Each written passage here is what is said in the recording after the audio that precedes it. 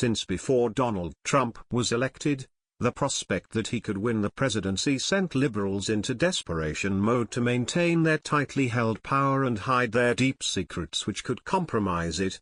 Now that he's in office, the death toll seems to be on the rise of people who knew too much and were willing to tell, which could destroy the left's political agenda and land certain people in prison. Trump isn't one to let lies slide, so with the ramifications of one exposing them were all too real for some seedy people in Washington, D.C., despite their trying, the left can't impeach or assassinate the president, so other people are dying instead. In particular, one person who had just spoken to the Wall Street Journal just 10 days before his body was found in a Minnesota hotel room with an odd note next to him. It has become a little too coincidental that anyone with information about Hillary Clinton seems to suffer a sudden death not long after talking about it.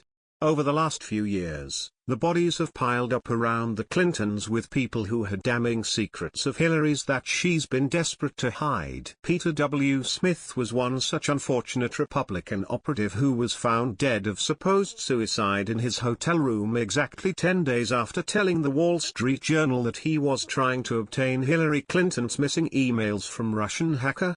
However, that's not all that seems strange in this case. Although the 81-year-old informant suddenly perished in May of last year, his death was kept as much of a secret as Hillary's emails.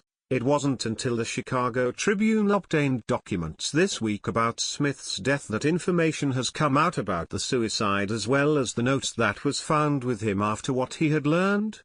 A Republican donor and operative from Chicago's North Shore who said he had tried to obtain Hillary Clinton's missing emails from Russian hackers killed himself in a Minnesota hotel room days after talking to the Wall Street Journal about his efforts, public records show. In mid-May, in a room at a Rochester hotel used almost exclusively by Mayo Clinic patients and relatives, Peter W. Smith, 81, left a carefully prepared file of documents, including a statement police called a suicide note in which he said he was in ill health and a life insurance policy was expiring. Although Smith's death was shrouded in mystery for months, specifically the cause and location it occurred, the lead reporter said on a podcast that he had no reason to believe the death was the result of foul play and that Smith likely had died of natural causes, according to the Chicago Tribune. A message found in the room with the body seemed to suggest suicide brought on by personal reasons other than the Russian hacker and Hillary Clinton's email scandal. Police investigating the scene in which Smith was reported to have died at 1:17 p.m. on Sunday, May 14, found an apparent suicide note which offered an apology to authorities. No foul play whatsoever, the note said regarding his death. He explained in the short, written message that he was taking his own life due to a recent bad turn in health since January 2017 and the timing of that diagnosis related to life insurance of $5 million expiring. One day before Smith's body was found, he was seen in the hotel's business center printing off documents and told an employee that the following day would be his last of his extended stay in the hotel. The Mayo Clinic where he had been said to be receiving treatment would not confirm if he was a patient there or provide any information on his condition, citing medical privacy laws. Authorities report that Smith was found with a bag over his head and a source of helium to it.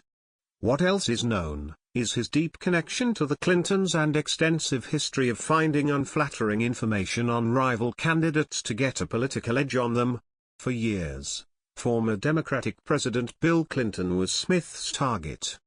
The wealthy businessman had a hand in exposing the Troopagate allegations about Bill Clinton's sex life, and he discussed financing a probe of a 1969 trip Bill Clinton took while in college to the Soviet Union, according to Salon magazine, Chicago Tribune reported.